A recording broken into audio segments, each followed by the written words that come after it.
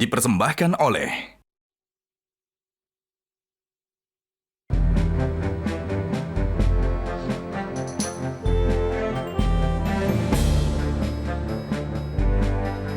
Lagu Kebangsaan Indonesia Raya.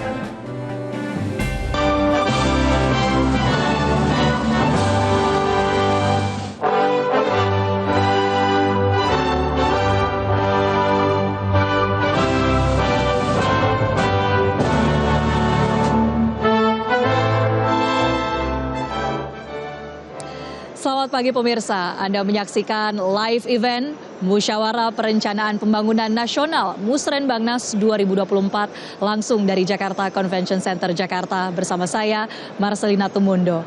Pada pagi hari ini pemirsa kita akan mendengarkan langsung arahan dari Presiden Republik Indonesia Joko Widodo dalam Musyawarah Perencanaan Pembangunan Nasional Musrenbangnas 2024 yang mengangkat tema cukup spesial yakni akselerasi pertumbuhan ekonomi yang inklusif dan berkelanjutan.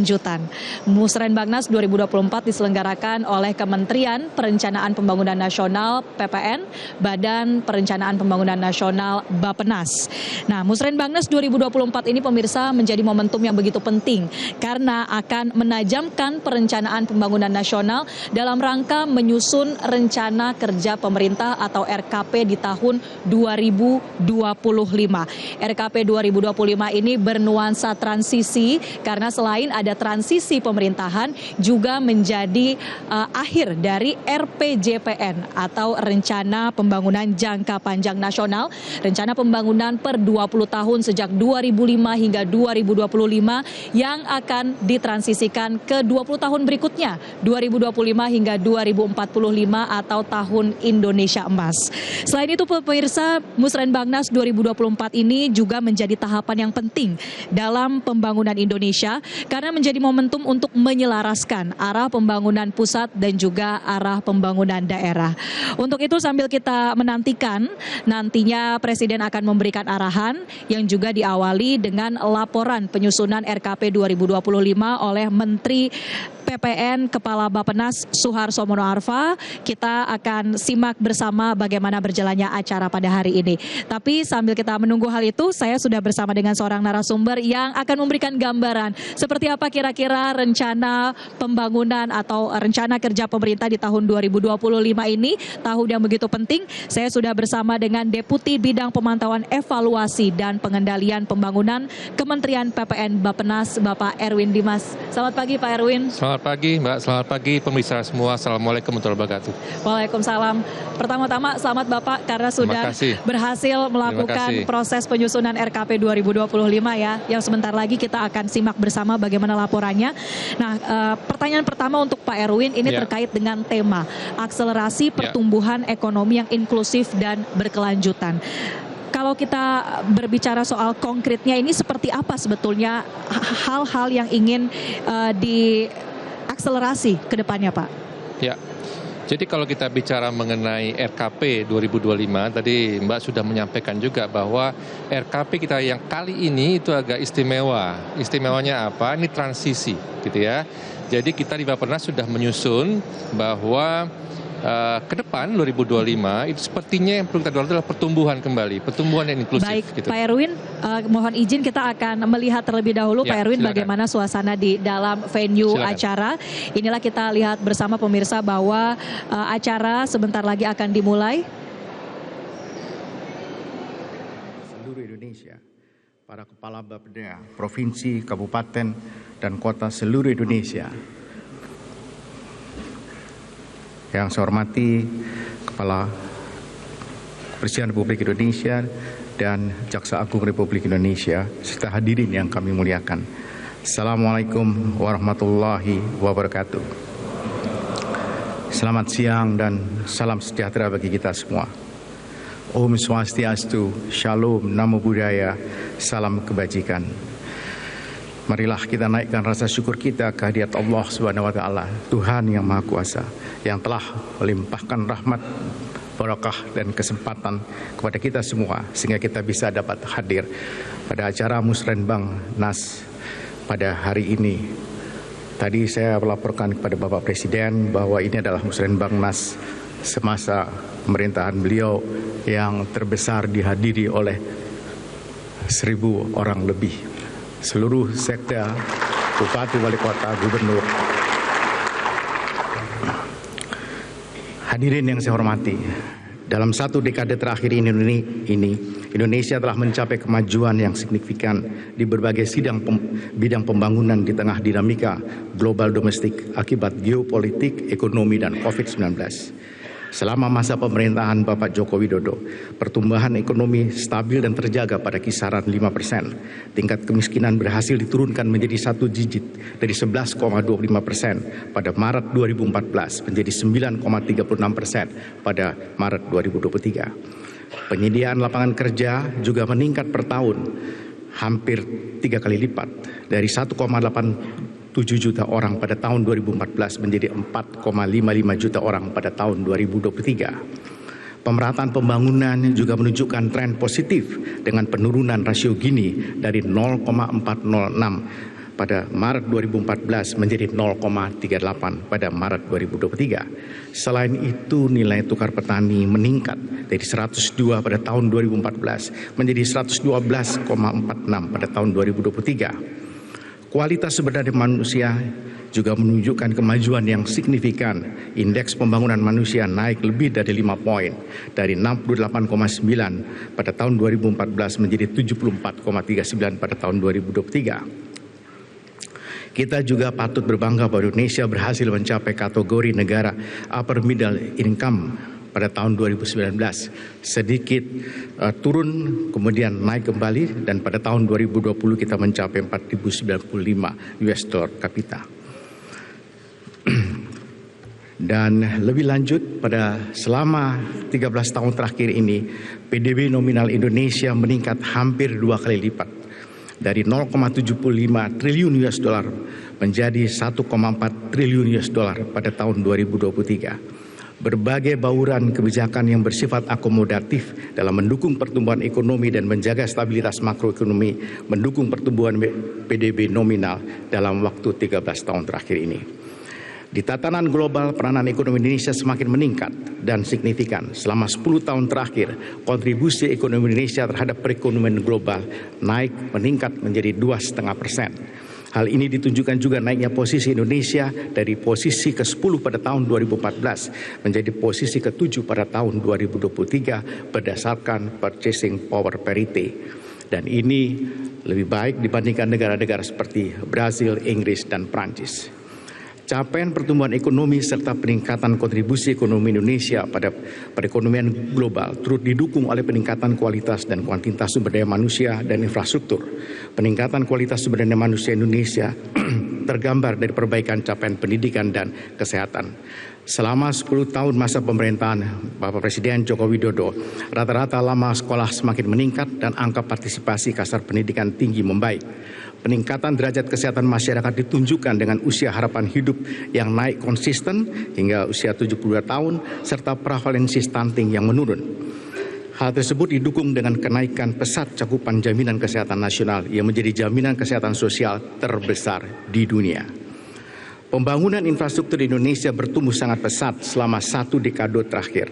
Panjang jalan tol yang terbangun dan beroperasi meningkat 3 kali lipat. Pembangunan jalan baru sejak tahun 2015 juga meningkat sebesar 5.834 km. Penyediaan akses masyarakat terhadap air minum, sanitasi layak, listrik juga menunjukkan perkembangan yang signifikan. Kami menyampaikan terima kasih kepada Bapak Presiden yang telah mencetak percepatan pembangunan yang luar biasa. Dan sebagian besar juga ditetapkan sejumlah instruksi Presiden atau impres pada sektor jalan, sanitasi, dan sebagainya. Untuk pemerataan kualitas infrastruktur jalan misalnya, didukung oleh Impres nomor 3 tahun 2023 tentang percepatan peningkatan kualitas jalan daerah. Pada sektor sanitasi juga diperkuat dengan Impres nomor 1 tahun 2024 tentang percepatan penyediaan air minum dan layanan pengelolaan air limbah domestik.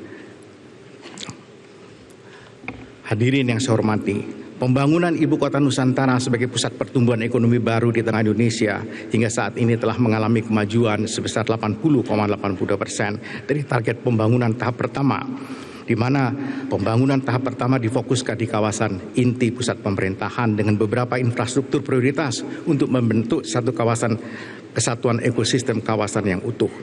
Beberapa di antaranya merupakan landmark atau penanda utama kota, yaitu Istana Presiden dan lapangan upacara, sumbu kebangsaan serta gedung perkantoran, kementerian, lembaga, hunian aparatur sipil negara, dan personal pertahanan dan keamanan, infrastruktur sumber daya air, serta jaringan jalan akses utama termasuk jalan tol yang dibangun melalui pendanaan APBN.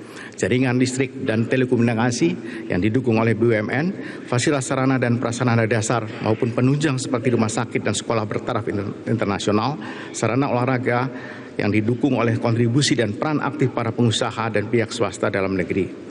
Sementara itu, melalui Otorita Ibu Kota Nusantara, komitmen permintaan investasi untuk pembangunan Ibu Kota Nusantara terus meningkat yang ditunjukkan melalui 5 kali pelaksanaan groundbreaking oleh Bapak Presiden sendiri. Dan total bernilai 49,6 triliun rupiah. Memperhatikan kemajuan pembangunan tersebut, kami yakin bahwa pembangunan Ibu Kota Nusantara akan berjalan sesuai dengan rencana, sebagaimana telah diamanatkan oleh Undang-Undang. Kementerian Bappenas mengawal keberlanjutan perencanaan dan pembangunan Ibu Kota Nusantara, serta mendorong pengembangan daerah mitra di sekitar sebagai bagian dari prioritas pembangunan nasional yang tertuang dalam dokumen perencanaan jangka panjang untuk menjadi pedoman bagi pemerintahan berikutnya. Hal yang lain yang perlu kami sampaikan dengan izin Bapak Presiden, Jumat yang lalu Bapak Presiden bertanya kepada kami mengenai apakah hak milik tanah di Ibu Kota Nusantara itu dibolehkan. Saya menjawab pada beliau bahwa itu sangat dimungkinkan dan dibolehkan, sebagaimana termaktub di dalam Undang-Undang Nomor 21 Tahun 2023 tentang perubahan atas Undang-Undang Nomor 3 Tahun 2022 tentang Ibu Kota Negara pada pasal 15A ayat 1, 5, 6, 8, 9 dan seterusnya. Jadi hak atas tanah dalam bentuk hak milik itu dibolehkan. Sebagai acuan pembangunan nasional, Kementerian Bappenas saat ini sedang menyusun dokumen perencanaan pembangunan baik jangka panjang, menengah, dan tahunan. Untuk menjamin keberlanjutan pembangunan, rencana kerja pemerintah tahun 2025 mengusung tema akselerasi pertumbuhan ekonomi yang inklusif dan berkelanjutan sebagaimana arahan Bapak Presiden. Pada saat ini, rancangan awal RKP tahun 2025 telah memuat agenda-agenda penting yang mengacu pada rancangan akhir Rencana Pembangunan Jangka Panjang Nasional 2025-2045, rancangan teknokratik RPJMN 2025-2029, termasuk beberapa agenda yang terkait dengan program Presiden terpilih. Integrasi dengan program Presiden terpilih terus dilakukan hingga penetapan rencana kerja pemerintah tahun 2025. Sebagai pedoman dalam penyelenggaraan pembangunan, tentunya penyusunan dokumen perencanaan perlu taat dengan regulasi-regulasi yang terkait. Bappenas bersama dengan seluruh stakeholder pembangunan selalu disiplin dalam proses yang telah ditentukan. Salah satu implementasinya adalah Musyawarah Rencana Pembangunan Nasional.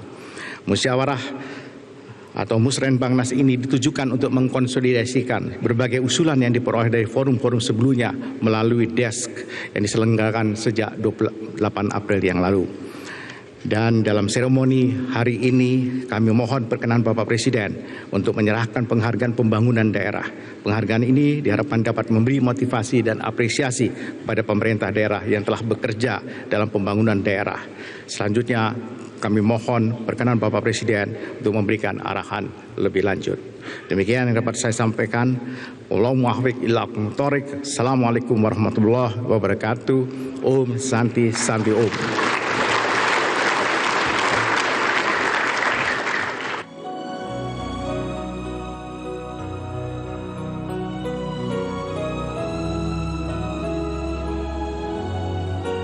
Baik, Bapak Ibu hadirin sekalian, selanjutnya kita saksikan bersama penayangan video Pavilion Indonesia pada World Expo Osaka 2025. World Expo 2025 adalah perhelatan kelas dunia yang akan dilaksanakan di Osaka, Jepang pada tanggal 14 April sampai 13 Oktober 2025 dengan mengusung tema Designing Future Society for Our Lives sebagai ajang showcasing inovasi dan teknologi berbagai negara untuk mengakselerasi capaian tujuan pembangunan berkelanjutan. Indonesia berkesempatan melakukan national branding dalam upaya transformasi ekonomi hijau, mewujudkan pembangunan rendah karbon melalui kolaborasi lintas pemerintah, dunia usaha, dan masyarakat. Bapak dan Ibu, selamat menyaksikan. Osaka menjadi saksi diselenggarakannya salah satu pameran terbesar di dunia, World Expo. Indonesia pertama kali berpartisipasi di pameran World Expo pada tahun 1970. Expo Osaka 2025 Kansai menjadi keikutsertaan Indonesia yang ke-8 selama... Pemirsa, itu tadi kita sudah dengarkan bagaimana laporan penyusunan RKP 2025 yang dibacakan atau disampaikan oleh Menteri PPN Kepala Bappenas Bapak Soeharto Mono Arfa. Dan kita lanjutkan perbincangan bersama dengan Pak Erwin. Ya. Pak Erwin, tadi kita dengarkan bersama ya, sudah ada beberapa laporan kerja juga dari tahun 2024 kemarin, ada sejumlah pencapaian yang positif, kemudian juga selama satu dekade terakhir selama pemerintahan Presiden Joko Widodo, tapi juga tadi ditekankan bahwa untuk di tahun 2025 ini ada sejumlah rancangan yang sudah dibentuk dan juga diintegrasikan dengan program Presiden terpilih di 2024-2029. Nah, dari penjelasan tersebut Pak Erwin, bagaimana kita melihat 2025 ini begitu menjadi tahun yang penting, seberapa strategis sebetulnya? Ya. Ketika kita merencanakan pembangunan, itu kan tetap harus dimulai dengan evaluasi ke belakang apa yang terjadi, termasuk capaian dan hambatan yang ada. Nah, tadi Pak Menteri menyampaikan secara clear ke kita bahwa ada berbagai kemajuan-kemajuan yang diperoleh bangsa ini. Ya, itulah menjadi modal sebetulnya untuk kita membangun 2025 yang nanti akan kabinet baru yang akan melaksanakannya. Nah, rancangan RKP ini merupakan jembatan menuju ke situ yang nanti tadi Pak Menteri sampaikan bahwa sampai dengan Juni ini kita akan integrasikan dengan program-program Presiden terpilih yang itu nanti akan jadi dasar dari penetapan APBN 2025. Begitu.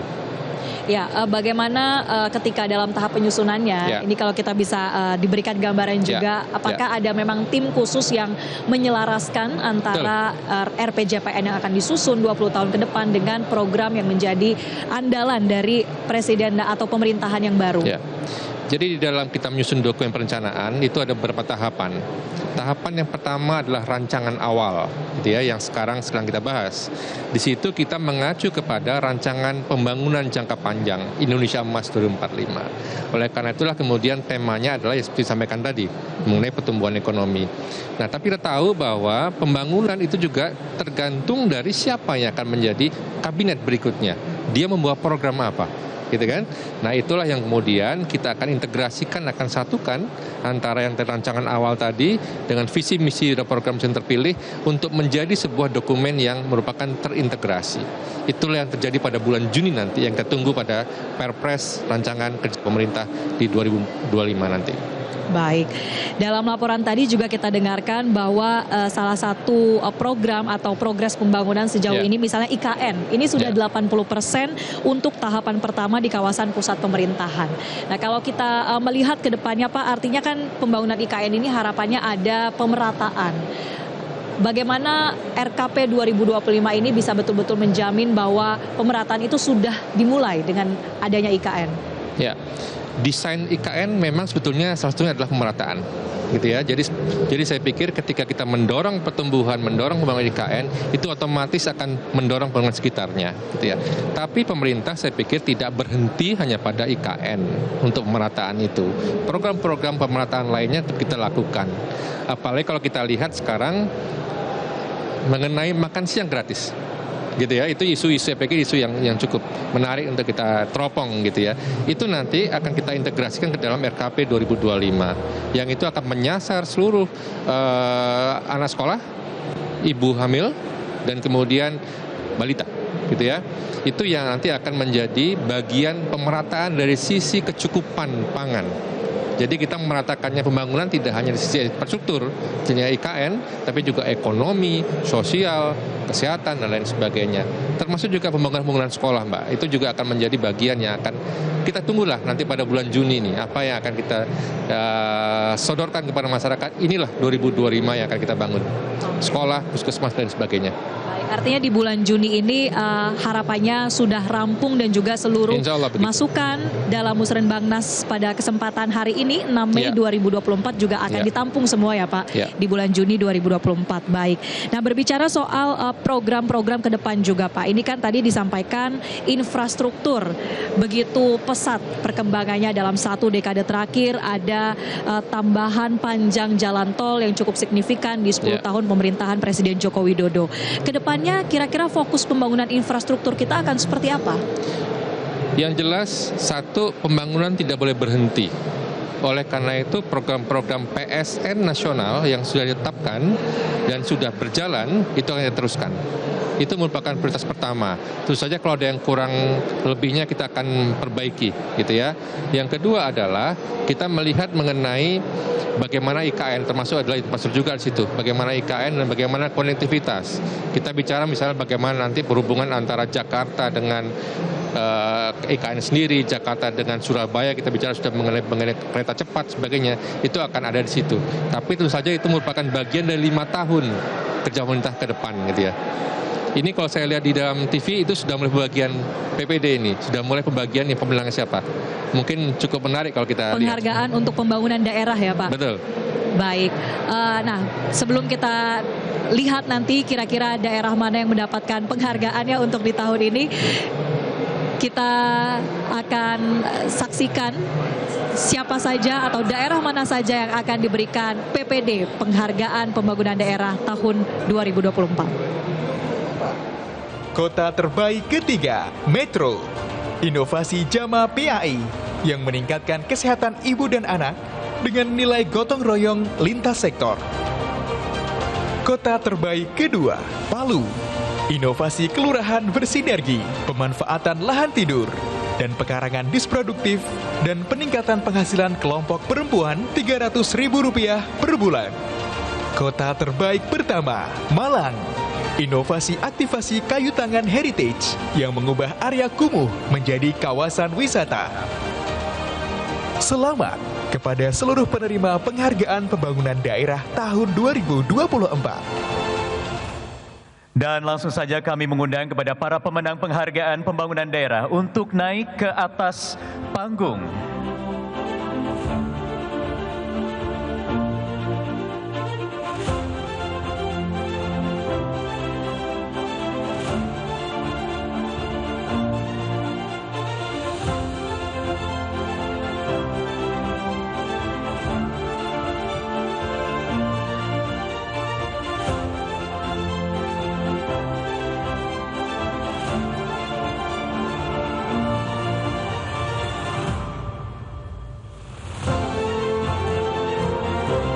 Dan dengan hormat kami mohon berkenan Presiden Republik Indonesia didampingi oleh Menteri PPN untuk dapat memberikan penghargaan yang dilanjutkan dengan arahan Presiden Republik Indonesia.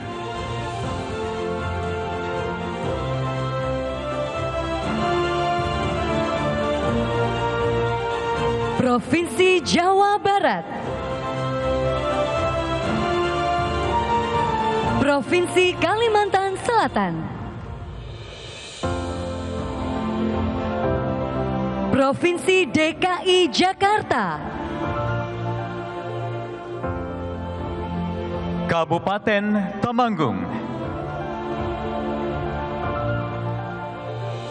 Kabupaten Banyuwangi, Kabupaten Goa,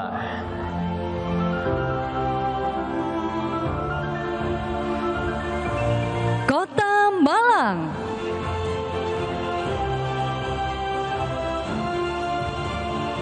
Kota Palu,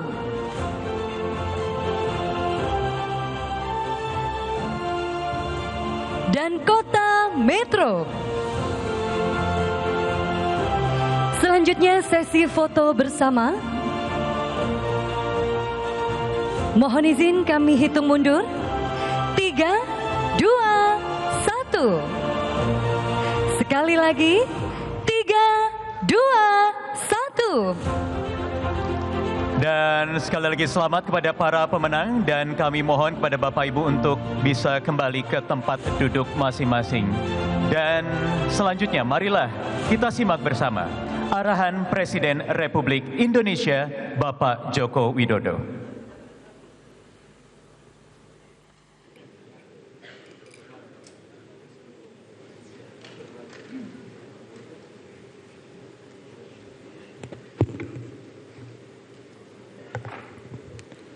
Bismillahirrahmanirrahim.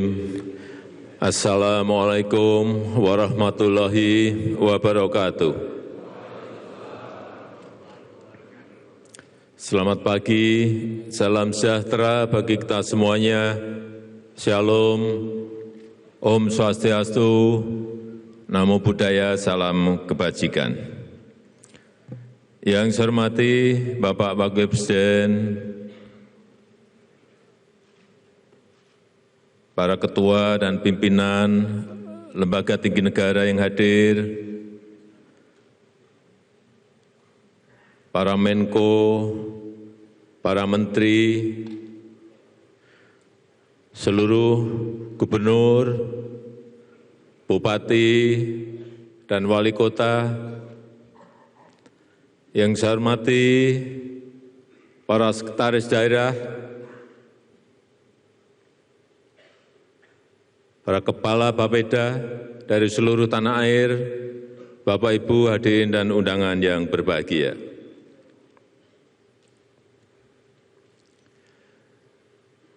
Sekarang ini kita dihadapkan kepada situasi yang tidak mudah, tantangan yang tidak gampang. Pertumbuhan ekonomi global diperkirakan hanya tumbuh 3,2%.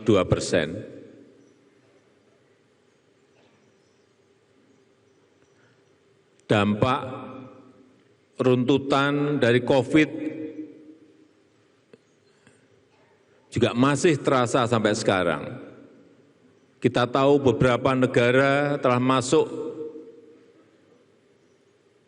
pada resesi, Jepang, Inggris, dan beberapa negara Eropa berada pada posisi menuju ke sana, menuju pada resesi. Oleh sebab itu, kehati-hatian kita dalam mengelola fiskal, mengelola anggaran betul-betul harus prudent, betul-betul harus hati-hati. Jangan sampai ada uang serupiah pun meleset dari rencana yang sudah kita buat. Dan betul-betul memperhatikan skala prioritas. Karena sekarang ini semua negara takut dan sangat ketakutan terhadap 3 hal. Yang pertama, harga minyak. Yang kedua, masalah bunga pinjaman.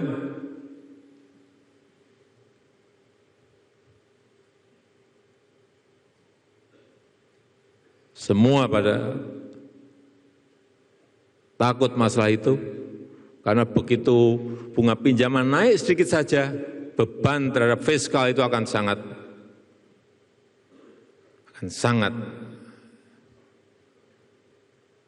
besar. Sekali lagi, oleh sebab itu kita harus betul-betul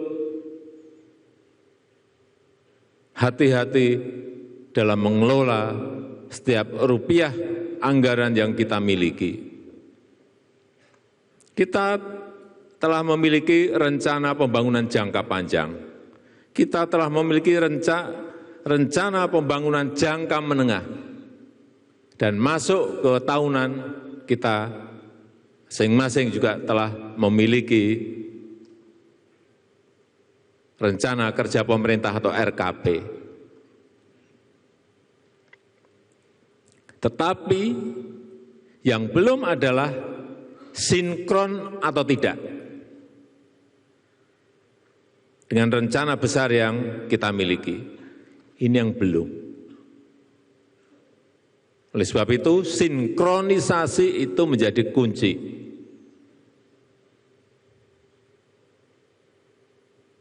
Saya berikan contoh, pemerintah pusat membangun bendungan. Jadi, dibangun lagi irigasi primernya, jadi. Tapi irigasi sekunder, irigasi tersier sampai ke sawah tidak dikerjakan. Airnya kan enggak sampai ke sawah-sawah yang kita miliki.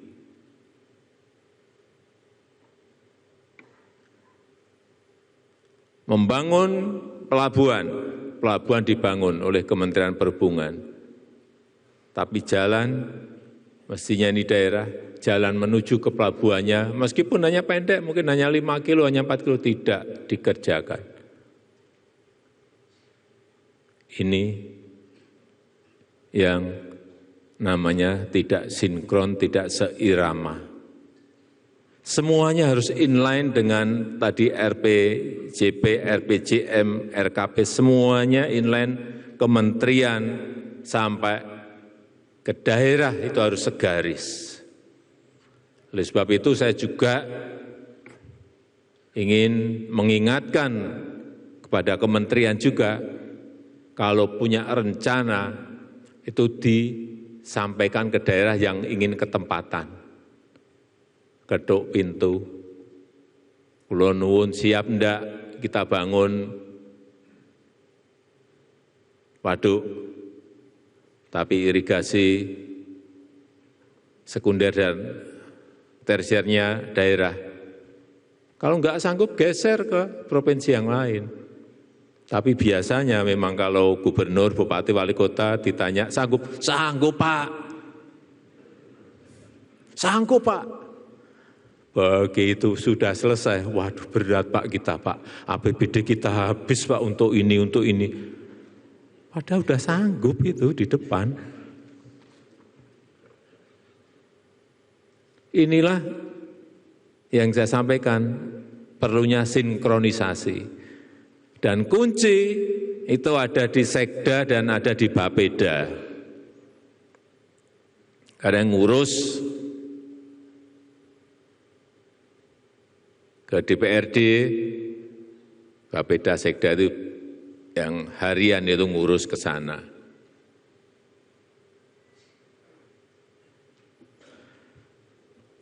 Kita telah membangun bendungan sampai saat ini selama 10 tahun sudah 42 bendungan dan akan selesai mungkin 60-an, insya Allah tahun ini akan menjadi 60-an, atau kalau meleset-meleset dikit ya menjadi 54, karena yang lain dikebut tapi bisa selesai, bisa tidak, tapi pasti akan selesai insya Allah.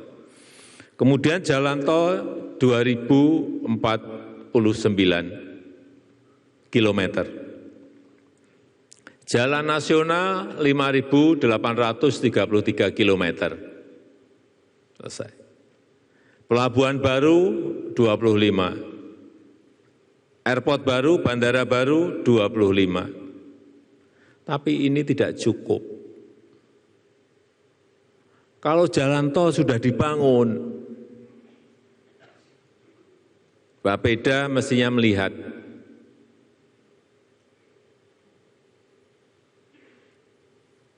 disambungkan kemana. Ini kan utama, poros utamanya. Terus disambungkan kemana? Sambungkan ke wilayah pariwisata. Sambungkan ke wilayah perkebunan, wilayah produktif.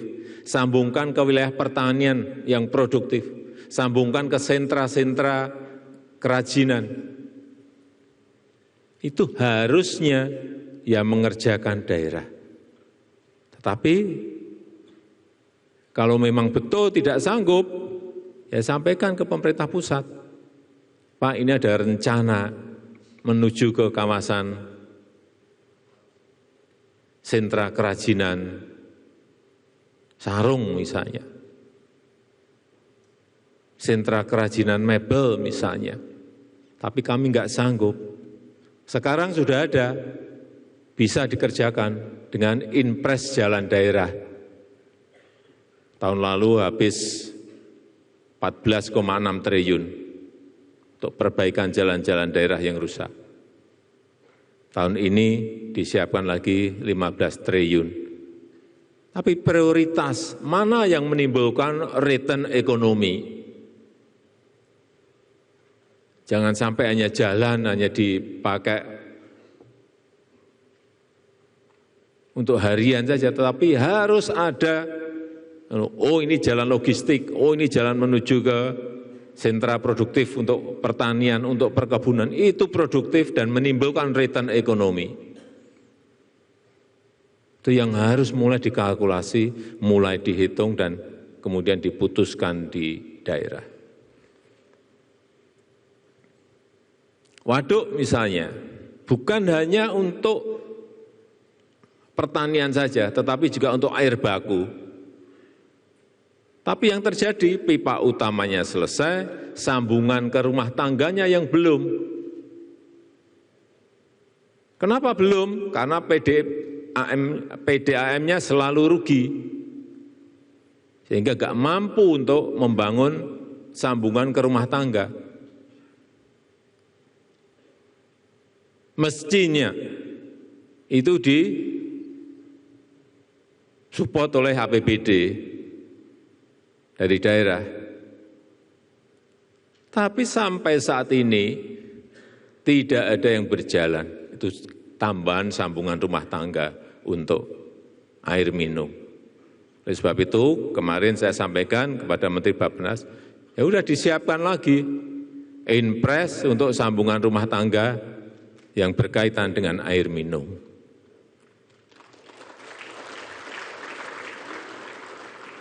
Tapi jangan semuanya itu pemerintah pusat.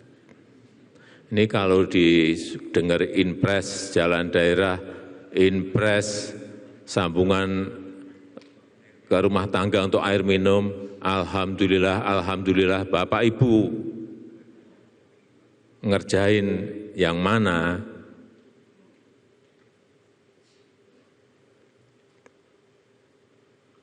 Ini yang harus kita pikirkan bersama-sama agar apa yang kita telah bangun itu betul-betul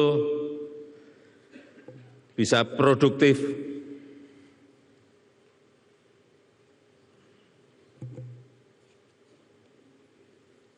Karena rakyat membutuhkan. Oleh sebab itu, sinkronisasi penyusunan RKP tahun 25 harus berdasarkan prinsip yang pertama, sekali lagi, programnya harus inline, harus seirama, jangan sampai pusat ke kanan, daerah ke kiri, kehilangan kita akan kehilangan. Semuanya harus inline, semuanya harus seirama.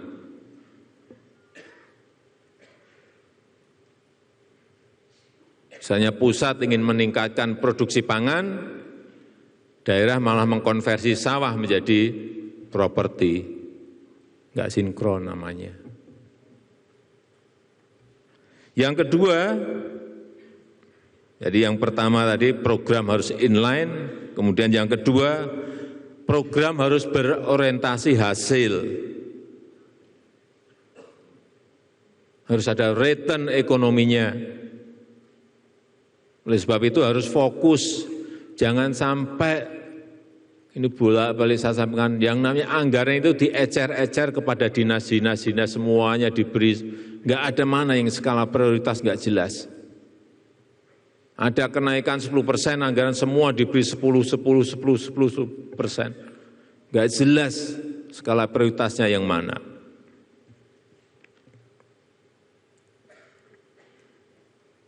Jangan sampai anggaran dipakai untuk rapat-rapat kebanyakan dan studi banding yang kebanyakan. Adalah itu masa lalu. Tapi masa depan jangan sampai itu terjadi lagi. Kemudian yang ketiga, program harus tepat sasaran dan strategis. Artinya APBD, APBN itu betul-betul manfaatnya kelihatan. Karena tepat sasaran. Jangan sampai ada, saya lihat, anggaran untuk stunting, puskesmas, diberikan ke puskesmas, jadinya pagar puskesmas. Ada, jangan bilang nggak ada, ada. Nggak ada hubungannya. Stunting sama pagar. Ada.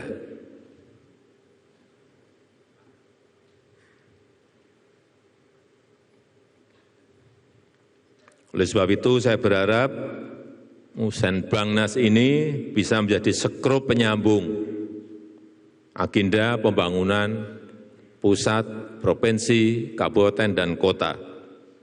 Agar semuanya inline, semuanya seirama, dan semuanya tepat sasaran, dan nanti hasilnya betul-betul dirasakan oleh rakyat. Saya rasa itu yang ingin saya sampaikan dalam kesempatan yang baik ini, dan dengan mengucap Bismillahirrahmanirrahim, Musrenbangnas 2024 saya nyatakan dibuka dan dimulai. Terima kasih. Wassalamualaikum warahmatullahi wabarakatuh.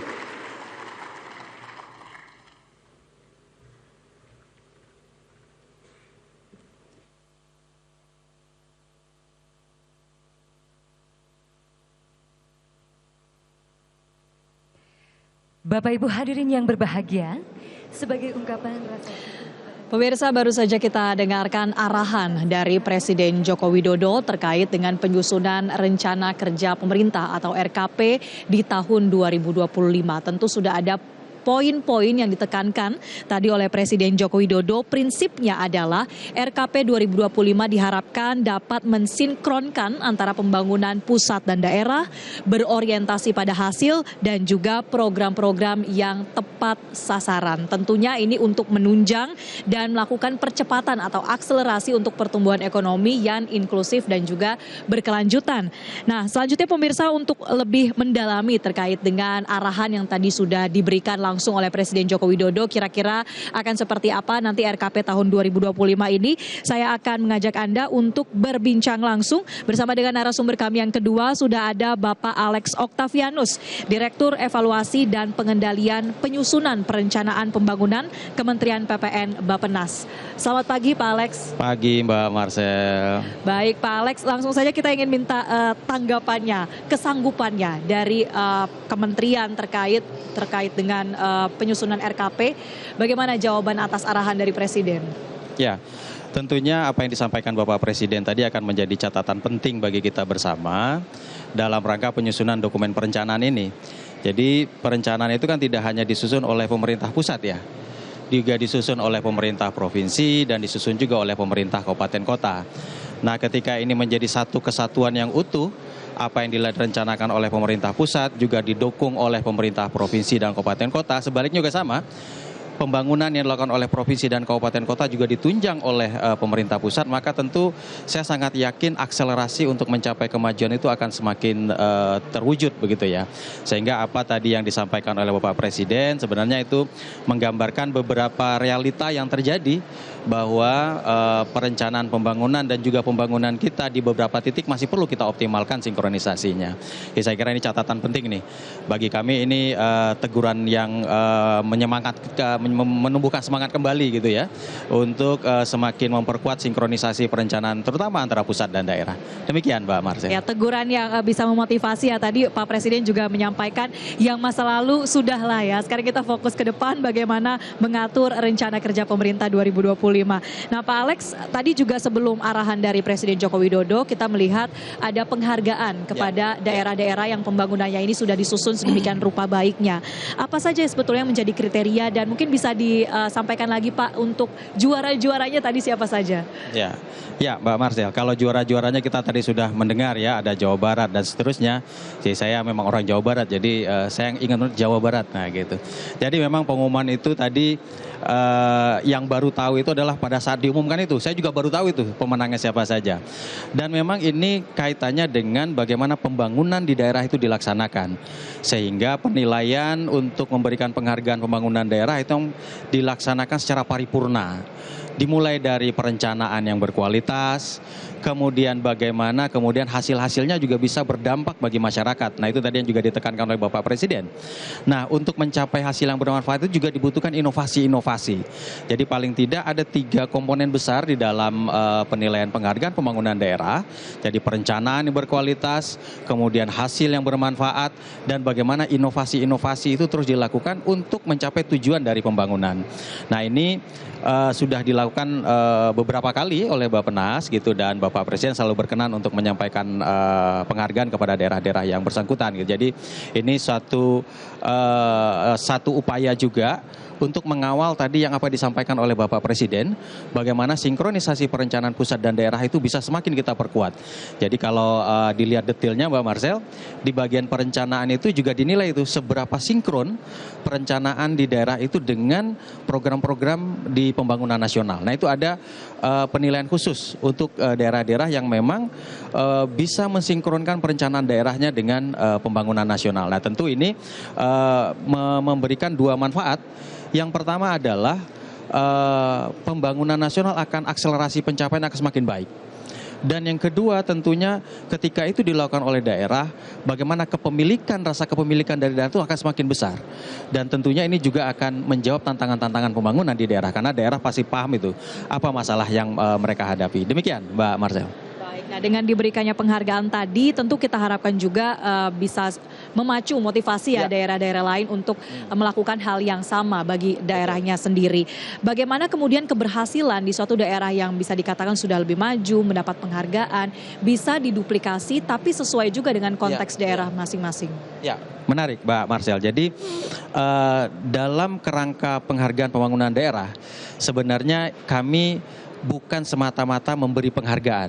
Jadi kami memang tajuknya nama adalah penghargaan pembangunan daerah, tetapi pada dasarnya ini adalah sebuah evaluasi kreatif yang kami lakukan untuk melihat bagaimana kemajuan pembangunan di masing-masing daerah, sehingga nanti kita bisa tahu daerah mana yang perlu kita support lebih kuat, baik itu peningkatan sumber daya manusianya dan seterusnya, dan bagaimana daerah-daerah yang terbaik itu bisa menjadi contoh bagi daerah-daerah yang lain. Jadi bagi daerah-daerah pemenang itu nanti kami akan buatkan sebangsa kayak buku-buku gitu, buku yang menggambarkan inovasi keberhasilan pembangunan di beberapa daerah.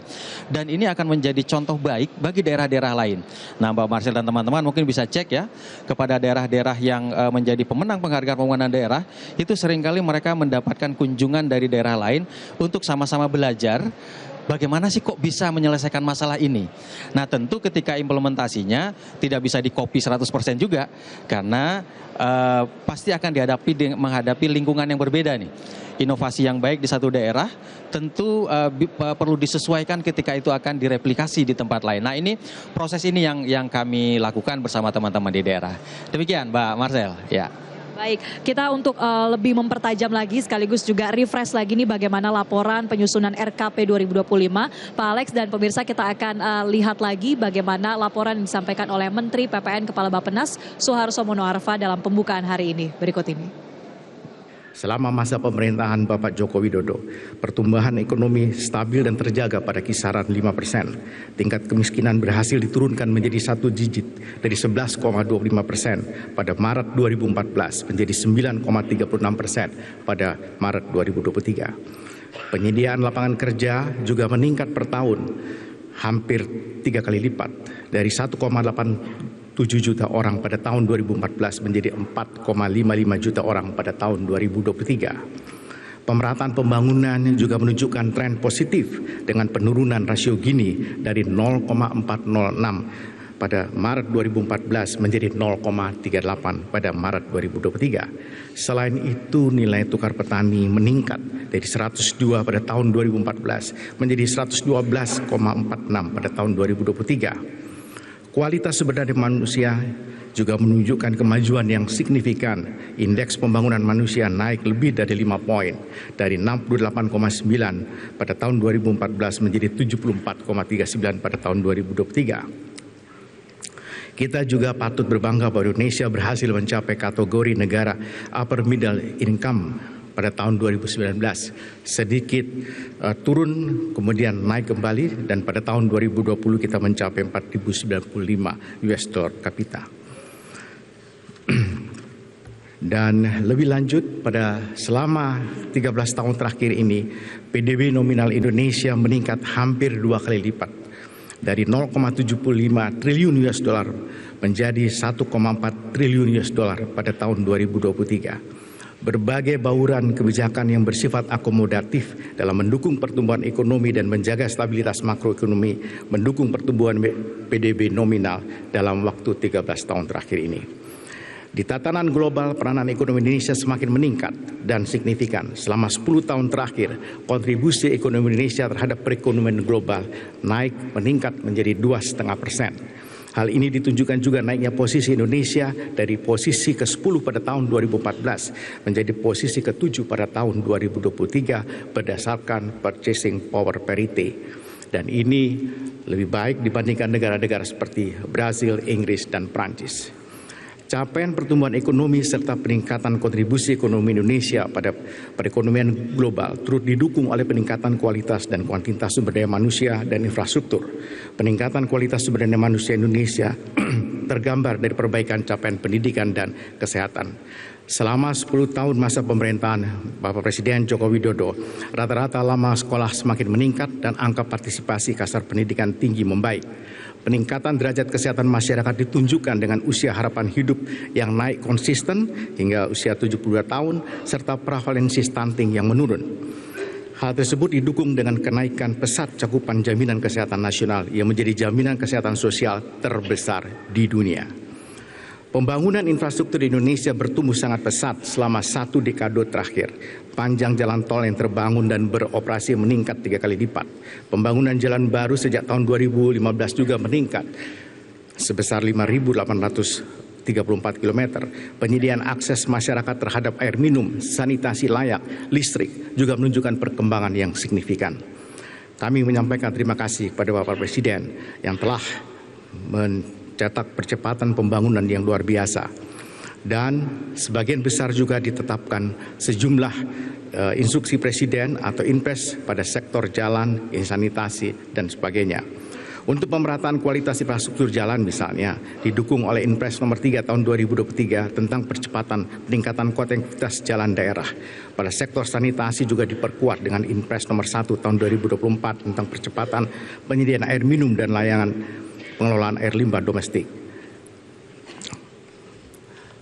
Hadirin yang saya hormati, pembangunan Ibu Kota Nusantara sebagai pusat pertumbuhan ekonomi baru di tengah Indonesia hingga saat ini telah mengalami kemajuan sebesar 80,82% dari target pembangunan tahap pertama, di mana pembangunan tahap pertama difokuskan di kawasan inti pusat pemerintahan dengan beberapa infrastruktur prioritas untuk membentuk satu kawasan kesatuan ekosistem kawasan yang utuh. Beberapa diantaranya merupakan landmark atau penanda utama kota, yaitu Istana Presiden dan lapangan upacara, sumbu kebangsaan serta gedung perkantoran, kementerian, lembaga, hunian aparatur sipil negara, dan personal pertahanan dan keamanan, infrastruktur sumber daya air, serta jaringan jalan akses utama termasuk jalan tol yang dibangun melalui pendanaan APBN. Jaringan listrik dan telekomunikasi yang didukung oleh BUMN, fasilitas sarana dan prasarana dasar maupun penunjang seperti rumah sakit dan sekolah bertaraf internasional, sarana olahraga yang didukung oleh kontribusi dan peran aktif para pengusaha dan pihak swasta dalam negeri. Sementara itu, melalui Otorita Ibu Kota Nusantara, komitmen permintaan investasi untuk pembangunan Ibu Kota Nusantara terus meningkat yang ditunjukkan melalui 5 kali pelaksanaan groundbreaking oleh Bapak Presiden sendiri. Dan total bernilai 49,6 triliun rupiah. Memperhatikan kemajuan pembangunan tersebut, kami yakin bahwa pembangunan Ibu Kota Nusantara akan berjalan sesuai dengan rencana, sebagaimana telah diamanatkan oleh Undang-Undang. Kementerian Bappenas mengawal keberlanjutan perencanaan dan pembangunan Ibu Kota Nusantara serta mendorong pengembangan daerah mitra di sekitar sebagai bagian dari prioritas pembangunan nasional yang tertuang dalam dokumen perencanaan jangka panjang untuk menjadi pedoman bagi pemerintahan berikutnya. Pemirsa, itulah tadi cuplikan pernyataan dari Menteri PPN Kepala Bappenas Suharso Monoarfa terkait dengan laporan penyusunan RKP tahun 2025 yang tentunya nanti akan diselaraskan pula menampung sejumlah arahan dari Presiden Joko Widodo, dan setelah ini juga masih akan ada sejumlah sesi-sesi pengayaan baik itu dari menteri-menteri terkait seperti Menteri Keuangan dan juga Menteri Dalam Negeri. Nah, sebagai closing statement pemirsa untuk Musrenbangnas 2024 pada hari ini, saya ingin meminta tanggapan dari Pak Alex lagi nih soal sinkronisasi. Itu menjadi poin yang sangat ditekankan oleh Presiden Joko Widodo, apalagi mengingat 2025 ini adalah tahun transisi. Apa yang selanjutnya akan langsung dilakukan dalam RKP 2025 ini untuk menjamin sinkronisasi? Ya, Mbak Marcel dan para pemirsa, pasca sesi arahan Presiden itu kami akan menggelar diskusi terkait dengan bagaimana sinkronisasi antara perencanaan pusat dan daerah di masa transisi. Jadi saya agak meng-highlight di masa transisi gitu ya. Karena sinkronisasi ini juga biasa kita lakukan, tetapi praktik berbeda mungkin bisa kita laksanakan di masa transisi ini. Ketika tahun 2025 itu adalah transisi dari dokumen perencanaan jangka panjang 2005-2025 ke 2025-2045. Juga transisi dokumen perencanaan jangka menengah karena adanya pergantian presiden, dan juga ini transisi pimpinan pemerintahan baik di level pusat, nasional gitu, maupun nanti di tingkat provinsi dan kabupaten kota. Sehingga ini butuh upaya-upaya khusus untuk kita bisa mensinkronkan kembali dokumen-dokumen perencanaan kita, karena perencanaan itu akan menjadi titik awal dalam kita mendesain program-program di penganggarannya. Jadi kalau kita gagal di dalam perencanaannya, mensinkronkan perencanaannya, ini agak berat kita mensinkronkan sampai kepada penganggarannya. Oleh karena itu, pada kesempatan ini saya menghimbau kepada semua pihak yang terlibat untuk mari kita sama-sama bahu-membahu gitu untuk mendukung perencanaan pembangunan ini. Nasional dibantu oleh daerah, daerah pasti diperhatikan oleh nasional. Praktek-praktek gotong royong yang selama ini sudah kita lakukan, saya kira itu menjadi teladan yang baik bagi kita untuk semakin mempererat ini sinkronisasi perencanaan pusat dan daerah. Bukan berarti selama ini tidak sinkron. Nah, yang disampaikan Bapak Presiden tadi contoh-contohnya, dan itu menjadi pengingat bagi kita bersama. Saya kira begitu, Mbak Marcel. Ya. Baik, terima kasih Pak Alex Octavianus. Kita akan nantikan bersama hasil dari Musrenbangnas 2024 ini yang akan disahkan pada bulan Juni nanti ya Pak. Dan kita juga nantikan kiprah kelanjutan kerja pemerintah di tahun 2025, tahun yang begitu penting. Terima kasih sekali lagi Pak Alex. Kita akan ikuti selanjutnya seperti apa. Dan pemirsa, demikianlah live event Musrenbangnas 2024 langsung dari Jakarta Convention Center Jakarta. Terima kasih Anda telah bergabung dalam live event kali ini. Mewakili kerabat kerja yang bertugas, saya Marcelina Tumundo pamit undur diri. Sampai jumpa.